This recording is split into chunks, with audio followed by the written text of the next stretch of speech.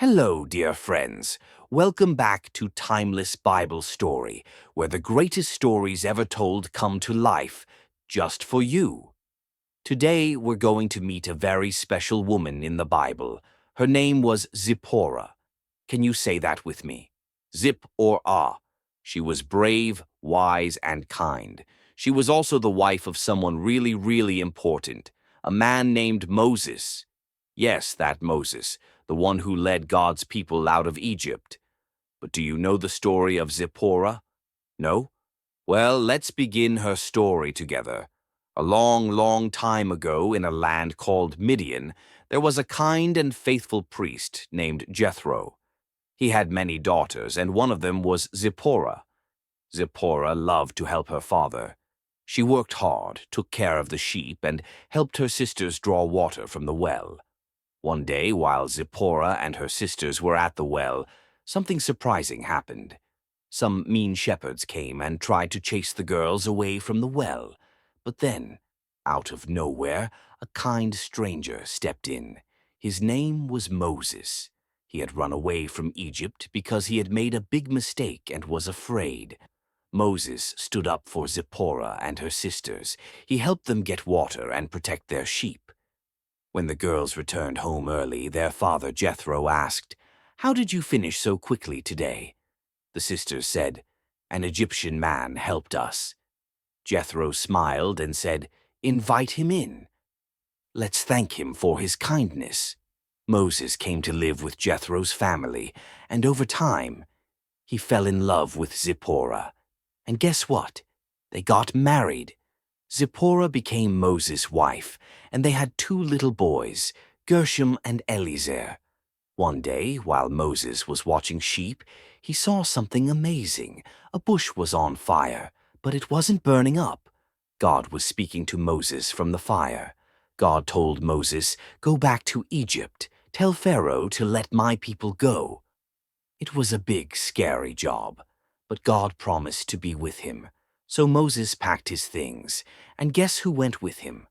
That's right. Zipporah and their children joined him on the journey to Egypt. They walked through dry lands and dusty roads. Zipporah held her children close and trusted God. But something strange happened on the way. At a resting place, the Lord came to Moses, and he was very upset. Moses had forgotten something very important. He hadn't circumcised his son. This was a special sign between God and his people. God had told Abraham long ago to always do this. Moses was in trouble, but then Zipporah did something brave. Zipporah knew what needed to be done. She quickly did the circumcision herself, just as God had commanded. It was a hard and serious moment, but God saw her faith and her action.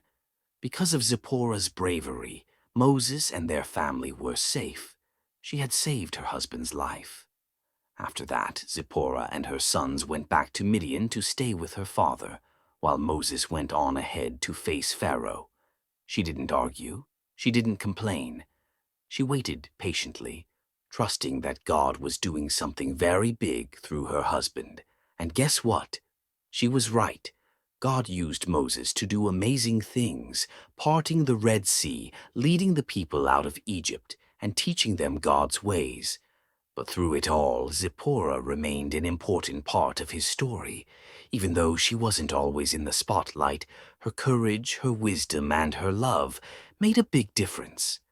Later on, after the people were free, Jethro brought Zipporah and the boys to see Moses again. What a joyful reunion it must have been. Smiles, hugs, and a family brought back together by God's faithfulness. Zipporah's story teaches us something very special. You don't have to be famous to be important in God's plan. You don't have to speak loudly to show courage. Sometimes the quietest, strongest people do the most important things. Just like Zipporah.